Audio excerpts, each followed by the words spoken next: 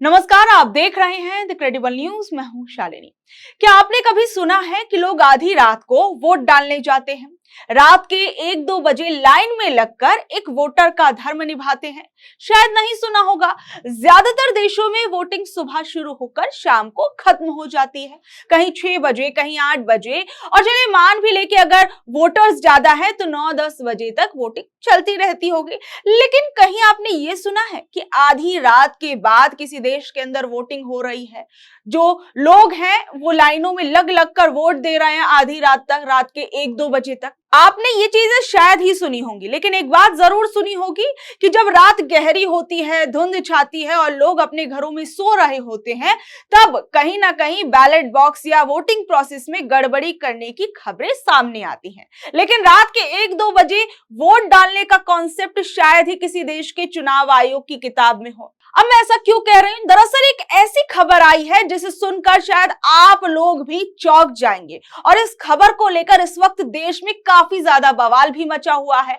दरअसल 2024 में आंध्र प्रदेश के अंदर विधानसभा के चुनाव हुए, और इन्हीं विधानसभा चुनावों को लेकर ये खबर सामने आई है। और इस खबर में ये बताया गया है कि रात के 11:45 के बाद से लेकर सुबह 2 बजे तक आंध्र प्रदेश के अंदर विधानसभा चुनावों में जो लाखों लोग थे उन्होंने वोट डाले हैं, और उनमें से करीबन 17 लाख वोट तो आधी रात के बाद डाले गए हैं। और यह आरोप किसी अरे गहरे आदमी या किसी विपक्ष के नेता ने नहीं लगाया है, बल्कि ये आरोप बीजेपी सरकार में वित्त मंत्री निर्मला सीतारमण के पति और मशहूर अर्थशास्त्री परकला प्रभाकर ने लगाया है। बिल्कुल ठीक सुना आपने।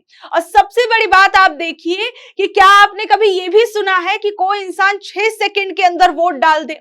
नहीं सुना होगा।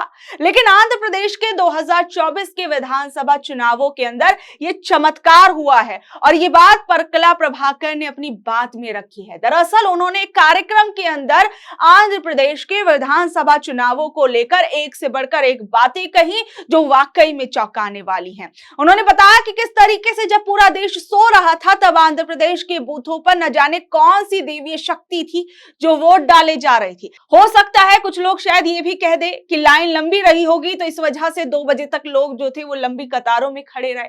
लेकिन अर्थशास्त्री परकला प्रभाकर ने दिल्ली के अंदर एक कार्यक्रम में जो आंकड़े बताए हैं वो वाकई में किसी के भी होश उड़ा देंगे। उन्होंने बताया कि आधी रात के बाद हर 20 सेकंड के अंदर आंध्र प्रदेश के अंदर वोट डाला गया था, और सबसे बड़ी बात कुछ बूथों पर तो 6 सेकंड के अंदर वोट डाला गया था। जरा सोचिए, आप पोलिंग बूथ के अंदर जाते हैं, ऑफिसर आपकी आईडी देखता है, रजिस्टर में एंट्री करता है, आपकी उंगली पर स्याही लगाता है, आप बटन दबाते हैं, वीवीपैट की पर्ची कटने का इंतजार करते हैं। और सबसे बड़ी बात आप ये देखिए कि इस पूरी प्रोसेस के अंदर ही कहीं ना कहीं एक कुछ समय जो है वो चाहिए होता है। कम से कम अपने आप में ये पूरी प्रोसेस 5 से 10 मिनट की हो जाती है। और सबसे बड़ी बात आप ये देखिए कि इस मशीन को लेकर यह भी कहा जाता है कि इस मशीन में जो दोबारा वोट डालने की जो प्रोसेस है वो 14 सेकंड के बाद तैयार होती है, एक तरीके से कि आपने एक वोट डाला और अपने आप में मशीन को लगभग 14 सेकंड लग जाते हैं दूसरा वोट लेने के लिए। तो भैया ये 6 सेकंड वाला वोटर कौन था? शायद इतनी देर में तो कोई इंसान ठीक से सांस भी ना ले पाए। लेकिन इस खबर के बाद ये बात तो समझ में आ रही है कि किस तरीके से 6-6 सेकंड के अंदर जो है वो आंध्र प्रदेश की विधानसभाओं के अंदर विधायक चुने जा रहे थे। और इस पूरे के पूरे वोटिंग पैटर्न के अंदर आप आयोग की टाइमिंग देखिए। 13 मई को शाम 5 बजे ये कहा गया था इन चुनावों में कि 68% वोट पड़े। रात 8 बजे तक ये थोड़ा सा बढ़कर 68.12% तक हो गए। लेकिन जैसे ही घड़ी में 11:45 हुए, अचानक एक छलांग लगी और आंकड़ा 76.50% पर पहुंच गया। और 4 दिन बाद तो ये तक पता चलता है कि राज्य के अंदर जो कुल वोटिंग थी वो 81.79% थी। आप सोचिए कि क्या वाकई आंध्र प्रदेश के गांव और शहरों में लोग रात के 2 बजे तक इतनी भारी संख्या में सड़कों पर रहे होंगे? और अगर 3500 बूथों पर रात भर लाइनें लगी होंगी तो प्रशासन ने इसकी जानकारी क्यों नहीं दी थी? और ऐसी कोई खबर मीडिया के अंदर क्यों नहीं आई थी कि आंध्र प्रदेश के अंदर लोग वोट देने के लिए इतने ज्यादा उत्सुक है, इतनी ज्यादा उन लोगों में खुशी है कि वो रात के 2-2 बजे तक लाइनें लगाकर पोलिंग बूथ के बाहर खड़े हुए हैं? ऐसी कोई खबर मीडिया के अंदर देखने को क्यों नहीं मिली? और ये चुनावी आंकड़े हैं या कोई शेयर मार्केट का ग्राफ है? शाम 5 बजे के बाद आखिर ऐसी कौन सी सुनामी आ गई कि लोग पागलों की तरह वोट डालने के लिए निकल पड़े? क्या रात को बूथों पर फ्री में बिरयानी बट रही थी या कोई डिस्काउंट सेल चल रही थी? प्रशांत भूषण जी कह रहे हैं कि लोकतंत्र अंधेरे में नहीं चल सकता है, लेकिन यहाँ तो सारा खेल ही अंधेरे में हुआ। आधी रात के बाद ये पूरा का पूरा गेम सेट किया गया। कल उस कार्यक्रम के अंदर प्रशांत भूषण भी शामिल थे और भी लोग कई शामिल थे, लेकिन इस पूरे मामले के अंदर जहां परकला प्रभाकर ने अपनी बात रखी, आंध्र प्रदेश के चुनावों को लेकर एक बड़ा खुलासा किया, वहीं दूसरी ओर प्रशांत भूषण जैसे लोग खुलकर कह रहे हैं कि चुनावी प्रक्रिया में पारदर्शिता की कमी है। उनका सवाल सीधा था कि फॉर्म 17C जिसमें हर बूथ का डेटा होता है वो पब्लिक क्यों नहीं किया गया? अगर सब कुछ साफ है तो दिखाने में क्या दिक्कत है? लेकिन यहाँ तो हाल आप देखिए कि डेटा ऐसा है कि छुपाया जा रहा है, जैसे कोई बच्चा अपना रिपोर्ट कार्ड छुपाता हो। लेकिन सबसे बड़ी बात आप यहां पर यह भी देखिए कि पूर्व मुख्य चुनाव आयुक्त SY कुरैशी, उन्होंने तक ये कह दिया कि फॉर्म 17C और फॉर्म 20 का ऑडिट होना चाहिए। और उनका सवाल सीधा था कि अगर बूथ पर सब कुछ सही तरीके से साइन और सील हुआ था तो बाद में आंकड़ों में इतना बड़ा फर्क क्यों देखने को मिला? और ये वही सवाल है जो हर वोटर के मन में आएगा। बस फर्क इतना है कि वो पूछ नहीं पाता, लेकिन अब जो है सीधे सीधे चुनाव आयोग की साख पर सवाल उठ रहे हैं। एक वोटर जो बड़ी उम्मीद के साथ वोट देने के लिए जाता है, ये सोचकर कि शायद अब कुछ बदलेगा, लेकिन ये पूरा का पूरा जो चुनावी पैटर्न बदल रहा है वो अपने आप में चौंकाने वाला है। क्या कि इस देश के अंदर वोटर का मजाक बना दिया गया है? क्या एक वोटर मजाक का पात्र बनकर रह गया है? क्या उसे खुद नहीं पता कि वो वोट जो जिसे डाल रहा है जाकर वो उसी पार्टी या उसी व्यक्ति को डर जाएगा? और सबसे बड़ी बात आप यहाँ पर यह भी देखिए कि इससे पहले भी निर्मला सीतारमण के पति परकला प्रभाकर, उन्होंने ये तक कहा था कि विपक्ष को तो चुनाव ही नहीं लड़ना चाहिए। और उन्होंने सोचिए ये कितनी बड़ी बात कही थी। ये बयान उनका कुछ समय पहले आया था कि विपक्ष को अब छोड़ देना चाहिए, क्योंकि जिस तरीके से कई जगहों पर वोट चोरी की खबरें आती हैं, चुनावी गड़बड़ी और धांधलियों की खबरें आती हैं, तो ऐसे में तो विपक्ष को सब कुछ छोड़ देना चाहिए, नहीं लड़ना चाहिए। क्या वाकई में देश की सत्ता या सरकार अब ये चाहती है कि विपक्ष जैसी कोई चीज इस देश के अंदर रह ही न जाए? और यहां तक कि परकला प्रभाकर ने अपने नए बयान के अंदर ये तक कहा कि अगर गड़बड़ी नहीं की गई होती तो इंडिया गठबंधन को 316 सीटें लोकसभा चुनावों के अंदर मिलती। सोचिए ये बात कौन कह रहा है? वित्त मंत्री निर्मला सीतारमण के पति ये बात कह रहे हैं कि इंडिया गठबंधन जीत सकता था। और इस बार जब लोकसभा के चुनावों के नतीजे आए थे, जहां 400 पार की बातें हो रही थी, उस दौरान हमने देखा कि किस तरीके से बीजेपी पार्टी का ये पूरा का पूरा सपना जो था एकदम चौपट हो गया था। जितनी सीटों की उम्मीदें उन्होंने की थी वो नहीं आई थी, लेकिन क्या जो सीटें उन्होंने जीती थी उसके अंदर भी धांधली हुई थी, क्योंकि परकला प्रभाकर जैसे लोग कोई छोटे मोटे लोग नहीं है, देश के बड़े अर्थशास्त्री और विद्वान लोग हैं, वो ऐसी बातें कह रहे हैं। विपक्ष तो लगातार कहता ही रहता है। आप लोगों को याद होगा कि राहुल गांधी पहले भी वोट चोरी का मुद्दा उठा चुके हैं, कई बार उन्होंने प्रेस कॉन्फ्रेंस की थी।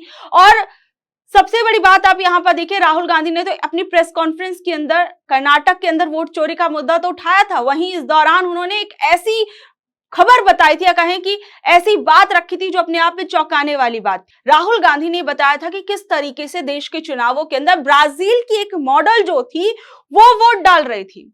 जब राहुल गांधी अपनी प्रेस कॉन्फ्रेंस में बीजेपी और चुनाव आयोग पर वोट चोरी का आरोप लगा रहे थे, तो उन्होंने एक बड़ी स्क्रीन पर कुछ स्लाइड्स दिखाई थी जिसमें ब्राजील की रहने वाली लारिसा नेरी की फोटो लगी हुई थी। राहुल गांधी का यह कहना था कि उनकी टीम ने जब हरियाणा की वोटर लिस्ट की जांच की तो उसमें भारी गड़बड़ियां मिली। और मजेदार बात यह रही कि इस ब्राजीलियाई महिला की तस्वीर हरियाणा की वोटर लिस्ट में 1-2 बार नहीं बल्कि 22 अलग अलग नामों और अलग अलग पतों के साथ दर्ज की गई थी। इस महिला को कहीं सीमा, कहीं स्वीटी, कहीं सरस्वती बताया गया था। राहुल गांधी ने उस दौरान सवाल उठाया था कि एक ही विदेशी महिला हरियाणा में 22 बार वोट कैसे डाल सकती है। यानी आप समझ सकते हैं कि विपक्ष तो लगातार ये बात उठा ही रहा था, लेकिन अब देश के अंदर बीजेपी सरकार के अंदर वित्त मंत्री उन्हीं के पति जो है वो ऐसे आरोप देश की सरकार पर लगा रहे हैं, या कहें कि देश के चुनावी सिस्टम पर लगा रहे हैं। और जिस तरीके से अभी ये पूरा मामला आंध्र प्रदेश का सामने आया है, वोटिंग को लेकर ये जो पूरा मामला गरमाया हुआ है, इस पूरे मामले को लेकर विपक्ष के नेता संजय राउत वो क्या कुछ कह रहे हैं, जरा उन्हें भी सुनिए। ऐसा है तो सबसे बड़ा घोटाला है। पश्चिम बंगाल में किस प्रकार से ये हुआ है, एसआईआर का घोटाला बिहार में कैसा हुआ है, ये सबने देखा है, एक्सपोज हुआ है। अब महाराष्ट्र में अगले चुनाव के लिए यही घोटाले की एक पैकेज लेकर चुनाव आयोग आया है। प्रकला प्रभाकर राव जाने माने इकोनॉमिस्ट है, उसने एक बात देश के सामने लाई है। आंध्र के चुनाव में, विधानसभा चुनाव में किस तरह से रात को 11 बजे के बाद 14 लाख वोट बढ़ाए, बताया ना 4.7% वोट किस तरह से कुछ सेकंडों में बढ़ाए गए और फिर ये तेलुगु देशम बीजेपी वगैरह जीत गए उसमें। यही महाराष्ट्र में हो गया, यही महाराष्ट्र में हो गया है। अब यही पश्चिम बंगाल में करने जा रहे हैं और यही बिहार में भी हो गया। उनका चुनाव जीतने का जो फ्रॉड फॉर्मूला है वो धीरे धीरे एक्सपोज हो रहा है और इतने आसानी से हम उनको ये छोड़ेंगे नहीं, हम नहीं छोड़ेंगे, देखेंगे। देखिए, इस पूरी खबर के बाद सवाल ये उठता है कि क्या हम और आप सिर्फ एक डेटा पॉइंट बनकर रह गए हैं। नेता मंच से चिल्लाते हैं कि आपका एक एक वोट कीमती है, लेकिन जब आंकड़े इस तरह रात के अंधेरे में उछलते कूदते हैं तो लगता है कि शायद वो वोट नहीं, सिर्फ नंबर गिने जा रहे हैं। चंद्रबाबू नायडू जीत गए, टीडीपी की सरकार बन गई, सब ठीक है, लेकिन इस जीत पर जो शक के बादल इतने वक्त बाद सामने आए हैं वो अपने आप में और बड़े सवाल खड़े कर रही है। और ये तमाम चीजें हमारे किसी भी स्वस्थ लोकतंत्र के लिए अच्छी नहीं है। अगर चुनाव की साख ही खत्म हो गई तो फिर लाइनों में लगने का क्या फायदा रह जाता है।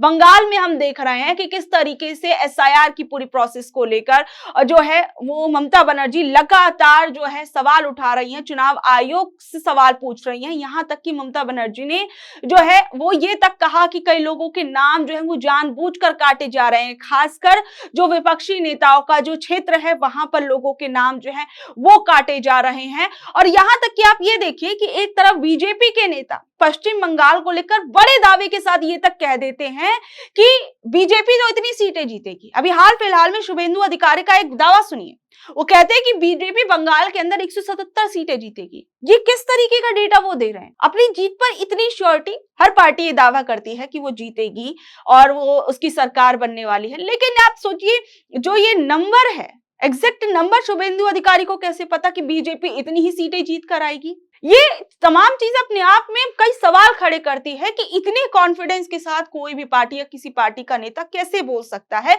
कि हम इतनी सीटें जीतने वाले हैं।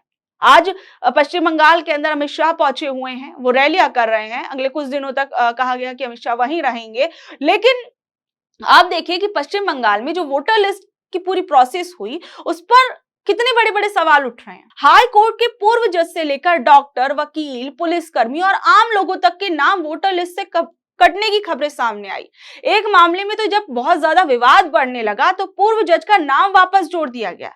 लेकिन सवाल यह है कि बाकी लाखों लोगों का क्या उन्हें अपनी बात रखने का मौका मिलेगा जो आम लोग हैं, या बिना सुनवाई के ही उनका नाम हटा दिया जाएगा वोटर लिस्ट से? और कई ऐसे मामले हैं वोटर लिस्ट को लेकर, वोटर लिस्ट के अंदर आम लोगों के नाम को लेकर जो अभी भी पेंडिंग पड़े हुए हैं और बार बार ममता बनर्जी भी इन तमाम चीजों को लेकर सवाल उठा रही हैं।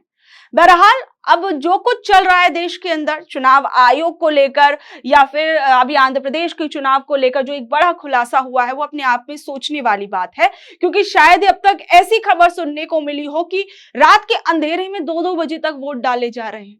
अब तक कई राज्यों के अंदर चुनाव हुए, चाहे वो हरियाणा का चुनाव था, चाहे आपका दिल्ली का चुनाव था, ये तमाम बहुत से ऐसे अभी पिछले साल भी चुनाव हुए, उसमें भी कई आरोप विपक्ष ने लगाए थे कि ऐसे ऐसे वोट्स डाले गए, इतनी बड़ी धांधली जो है वो हुई है, चाहे वो महाराष्ट्र का चुनाव, हरियाणा का चुनाव, दिल्ली का चुनाव। लेकिन अब जो ये एक बड़ा खुलासा हुआ है, इसके बाद ये सवाल उठ रहा है कि क्या विपक्ष जो बातें अब तक कह रहा था क्या वाकई में उनमें सच्चाई है? इन तमाम चीजों को आप लोग अब किस तरीके से देख रहे हैं, नीचे दिए कमेंट बॉक्स में अपनी राय जरूर बताइएगा। और ऐसे ही अपडेट से जुड़े रहने के लिए देखते रहिए द क्रेडिबल न्यूज। मैं हूं शालिनी, धन्यवाद।